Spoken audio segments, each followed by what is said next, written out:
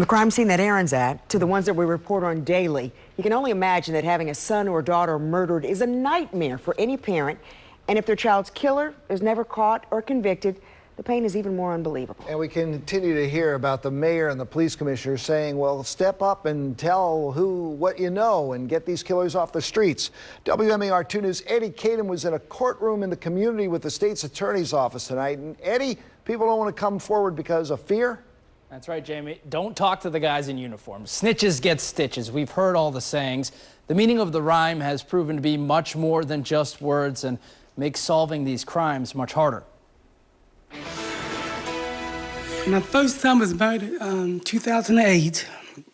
My second son was murdered in May of 2014. When the shots ring out and the tape goes up in these communities, That was devastating to me. I was so devastated that I wanted to commit suicide.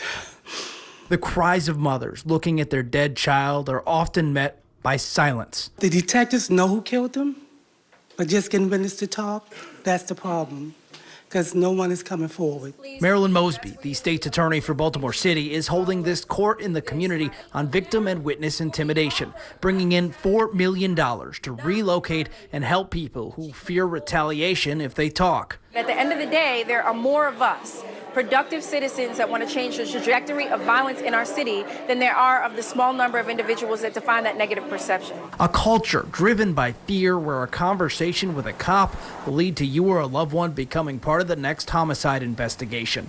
Last year, about a third of cases were dismissed due to victim-witness-related issues. They're being intimidated right in the courthouse, right in the courtroom, sometimes when they're on the stand. We can keep a better eye out for intimidation, train our courtroom security, who already do a good job and already have good training, but to pay closer attention to subtle forms of intimidation. People who show up in numbers to make it difficult for a witness to testify.